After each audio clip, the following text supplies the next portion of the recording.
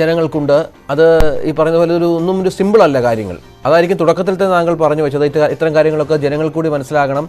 ഒരു വസ്തു വിറ്റാലോ അല്ലെങ്കിൽ ഒരു പൈസ കയ്യിൽ കിട്ടിയാലോ ഏത് രീതിയിൽ എത്ര ടാക്സ് നൽകണം, എങ്ങനെ ടാക്സിൽ നിന്ന് ഒഴിവാകാൻ സാധിക്കും, അതിലൊക്കെ ഒരു വ്യക്തത. ഇതൊരു ജനകീയമാക്കി കൊണ്ടുവരേണ്ട ഒരു സാഹചര്യം കൂടി ഉണ്ട് നിലവിലല്ലേ? തീർച്ചയായിട്ടും ഇതാണ് ഇപ്പോൾ ഓരോ സംശയത്തിനും ഓരോ യുണീക്ക് ആൻസറാണത്. നമ്മളത് സ്റ്റഡി ചെയ്ത് അവരുടെ കമ്പ്യൂട്ടേഷൻ എടുത്ത് അവരുടെ ഒരു ഫിഗർ എടുത്ത് നമ്മൾ വർക്കൗട്ട് ചെയ്ത് ഈ ടാക്സേഷനും ടാക്സ് സ്ട്രക്ചറും ഒക്കെ മനസ്സിലാക്കുന്ന ആരെങ്കിലും അത് നോക്കി കമ്പ്യൂട്ട് ചെയ്താലേ ഇപ്പോഴത്തെ ഒരു സിറ്റുവേഷനിൽ നമുക്ക് എന്തെങ്കിലും ഒന്ന് പറയാൻ പറ്റുള്ളൂ.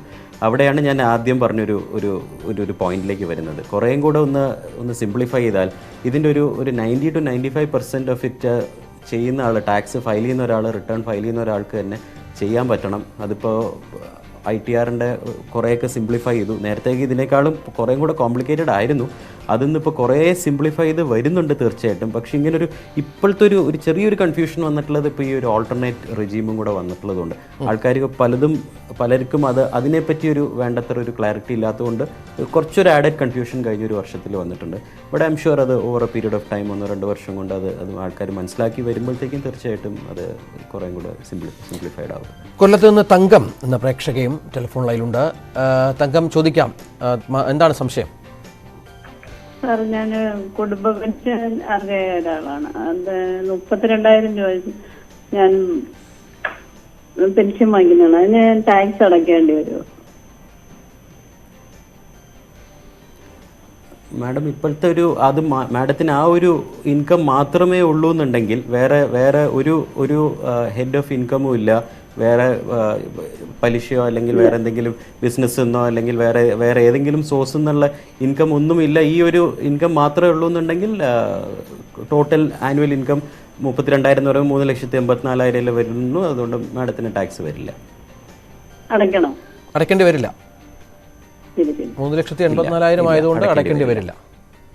ഇപ്പോഴത്തെ ഒരു ടാക്സ് സ്ട്രക്ചർ എങ്ങനെയാണ് ശ്രീ വിവേക്? ഒന്ന് ഈ കഴിഞ്ഞ ബജറ്റിന് ശേഷമുള്ള കാര്യങ്ങളൊന്ന് വിശദീകരിക്കാമോ? അല്ല, ഞാനിപ്പോൾ സ്ലാബുകളിലേക്ക് കടക്കുന്നില്ല. പക്ഷെ അതിന് ഈ നേരത്തെ ഞാൻ സൂചിപ്പിച്ച പോലെ ബിക്കോസ് 2 റെജീമിൽ ഒരു റെജീമിൽ 8 ഡിഫറൻറ്റ് സ്ലാബുകളായിട്ടാണ് നമ്മൾ നോക്കുക. അപ്പോൾ ഒരു എമൗണ്ട് വരെ ഒരു ബേസിക് എക്സംഷൻ ലിമിറ്റ് ഉണ്ട്.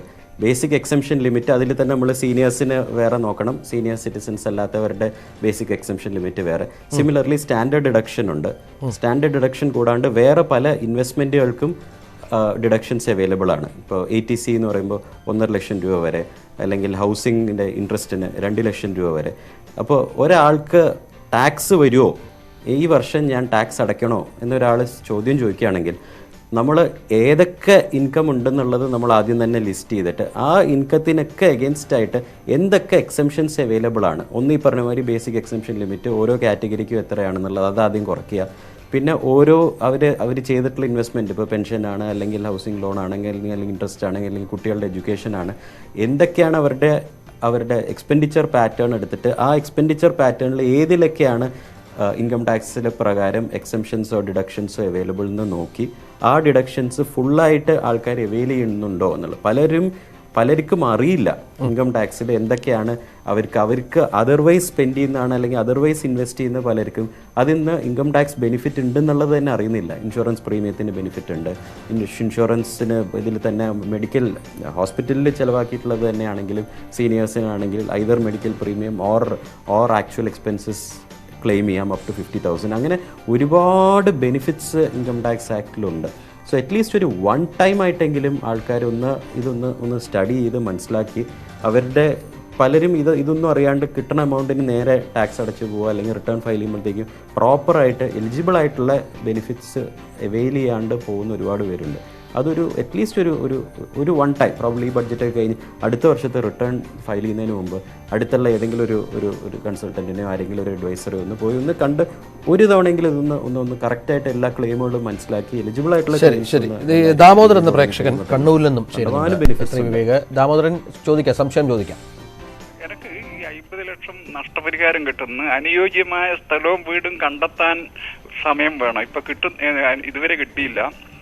അപ്പോ മനസ്സിലായില്ല, ഒന്നുകൂടെ ചോദിക്കാമോ? ഇത് പറയാ സാർ. എനിക്ക് ദേശീയപാതയുടെ വീടും സ്ഥലവും പോകുന്നു, ദേശീയപാത പുതിയ ബൈപ്പാസ് വരുമ്പോ. അപ്പൊ അതിനവര് നഷ്ടപരിഹാരം 54 ലക്ഷം റുപ്യ കണക്കാക്കിയിട്ടുണ്ട്. കിട്ടിയില്ല, അടുത്ത 2 ആഴ്ചക്കുള്ളിൽ കിട്ടുന്നാണ് പറയുന്നത്.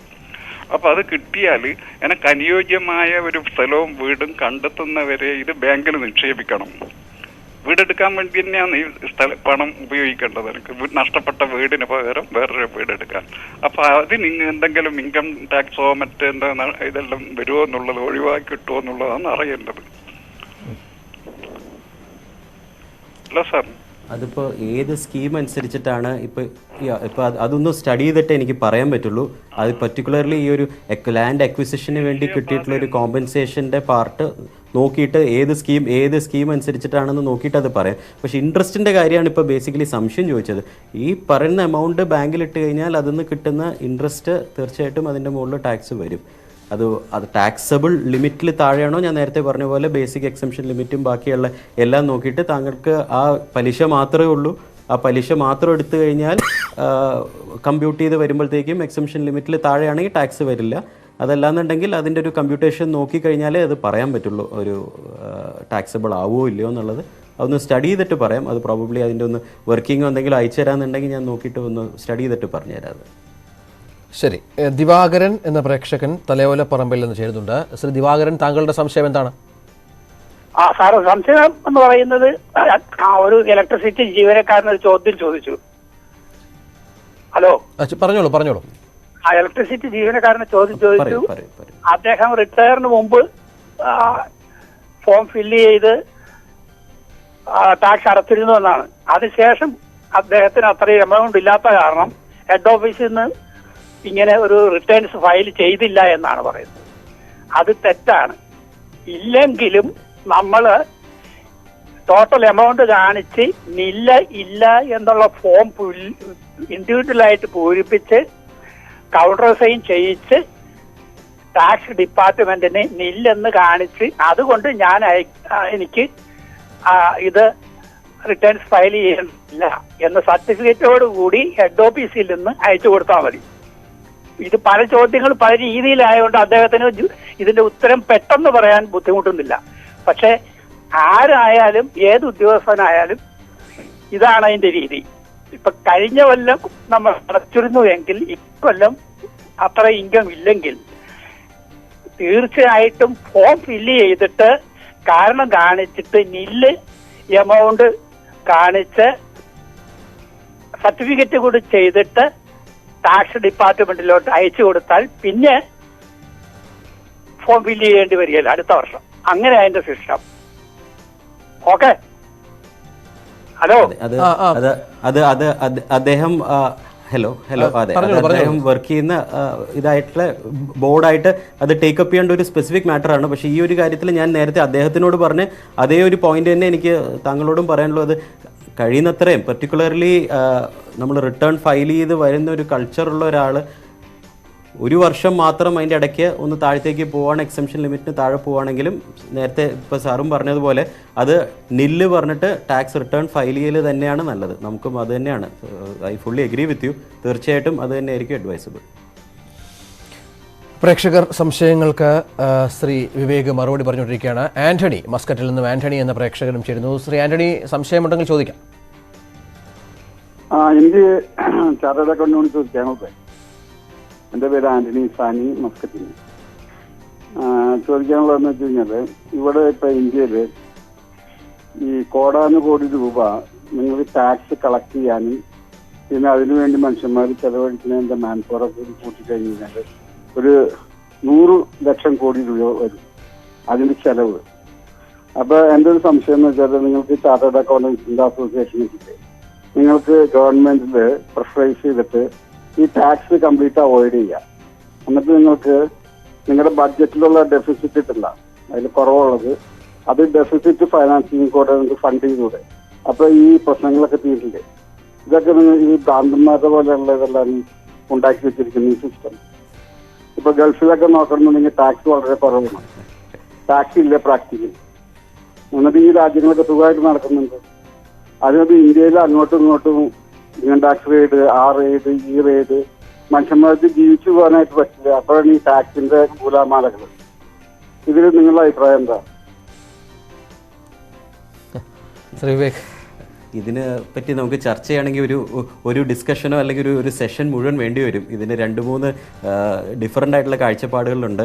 ടാക്സ് റേറ്റ് കുറച്ച് തന്നെ കൊണ്ടുവരണം എന്ന് തന്നെ വിശ്വസിക്കുന്ന ഒരാളാണ് ഞാനും.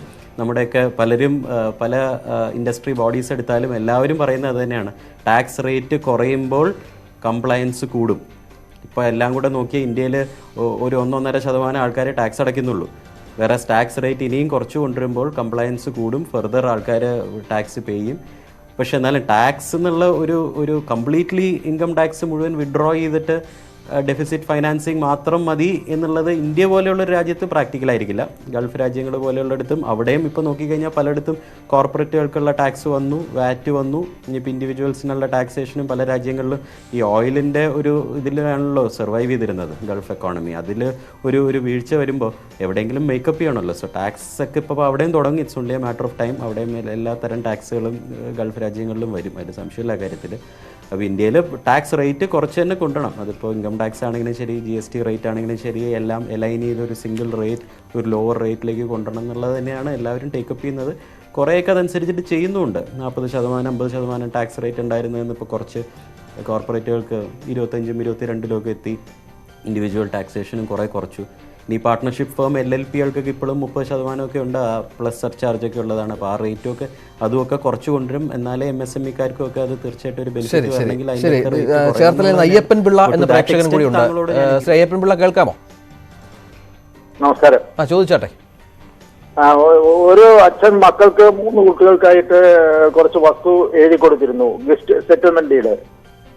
ആ വസ്തു വിൽക്കുമ്പോൾ കിട്ടുന്ന തുകയ്ക്ക് 1 crore സംതിങ് റുപ്പീസ് വരും ടോട്ടൽ 3 പേർക്കും കൂടി. ആ തുകയ്ക്ക് വെൽത്ത് ടാക്സ് വരുമോ ഇല്ല എന്നുള്ളതാണ് അറിയേണ്ടത്. ഹലോ, വെൽത്ത് ടാക്സ് ഇല്ല ഇപ്പോൾ. ഹലോ, ഇന്ത്യയിൽ ഇപ്പോൾ വെൽത്ത് ടാക്സ് ഇല്ല. നേരത്തെ പണ്ടത്തെ ഒരു ആക്റ്റാണത്. വെൽത്ത് ടാക്സ് എന്ന് പറഞ്ഞിട്ട് വെൽത്തിൻ്റെ മുകളിൽ ഒരു പെർസെൻറ്റേജ് എടുത്തിട്ട് ഒരു as on end of the year ഒരു റേറ്റ് വെച്ചിട്ട് കമ്പ്യൂട്ട് ചെയ്തിട്ട് ടാക്സ് അടയ്ക്കണം എന്നുള്ള ഒരു വെൽത്ത് ടാക്സ് എന്ന് പറഞ്ഞാൽ ഇപ്പോൾ ഒരു റെജീം ഇല്ല. ഇപ്പോൾ ഇൻകം ടാക്സ് അനുസരിച്ചിട്ട് നോക്കിക്കഴിഞ്ഞാൽ എഗെയിൻ ഈ പറഞ്ഞ പോലെ ഇതൊന്ന് നോക്കേണ്ടി വരും. ഈ കിട്ടിയ ആൾ ഇപ്പോൾ 3 ആൾക്കാണ് കൊടുത്തതെന്നുണ്ടെങ്കിൽ 3 ആൾക്കാർക്കും എത്രയൊക്കെ വെച്ച് വന്നിട്ടുണ്ട്, എത്ര അതിൽ നിന്നുള്ള പ്രോപ്പർട്ടി വിറ്റ് കിട്ടി, എത്രയാണ് നേരത്തെ നമ്മളൊരു എക്സാമ്പിൾ വർക്കൗട്ട് ചെയ്ത മാതിരി അതിൻ്റെ കോസ്റ്റ് ഓഫ് എക്വിസിഷനും ഒക്കെ നോക്കി ഓരോരുത്തരുടെയും കയ്യിൽ എത്രയുണ്ട് ഇൻകം എന്ന് നോക്കിയിട്ട് അവർക്ക് വരാവുന്നത് ക്യാപിറ്റൽ ഗെയിൻസ് ടാക്സ് ആണ്. ആ ക്യാപിറ്റൽ ഗെയിൻസ് ടാക്സ് വരുന്നതും അത് സേവ് ചെയ്യാനായിട്ടുള്ള പല ഇൻസ്ട്രുമെൻസും ഉണ്ട്. അതിൽ ഇൻവെസ്റ്റ് ചെയ്യുകയാണെങ്കിൽ അത് സേവ് ചെയ്യാനും പറ്റും. അത് വർക്കൗട്ട് ചെയ്ത് നമുക്ക് നോക്കാം. ബട്ട് വെൽത്ത് ടാക്സ് എന്നുള്ള ഒരു ടാക്സ് ഇപ്പം ഇല്ല. ശരി, നിരവധി പ്രേക്ഷകർ അവരുടെ സംശയങ്ങൾ വിളിച്ചു ചോദിച്ചു. ഒരുപാട് പേർ വിളിച്ചുകൊണ്ടിരിക്കുന്നുണ്ട്. പക്ഷേ നമുക്ക് സമയക്കുറവിൻ്റെ ഒരു പ്രശ്നം കൂടിയുണ്ട്. നന്ദി ശ്രീ വിവേക്, ഇത്രയും നേരം പ്രേക്ഷകരുടെ സംശയങ്ങൾക്ക് മറുപടി നൽകിയതിനും ഞങ്ങൾക്കൊപ്പം സമയം ചെലവഴിച്ചതിനും. താങ്കളുടെ വിദഗ്ധാഭിപ്രായം പ്രേക്ഷകർക്ക് ഒരുപാട് പേർക്ക് സഹായകരമായി എന്നും കരുതുന്നു. നമുക്കൊരു ഇടവേളയിലേക്ക് പോകണം. വളരെ പെട്ടെന്ന് തിരിച്ചെത്താം.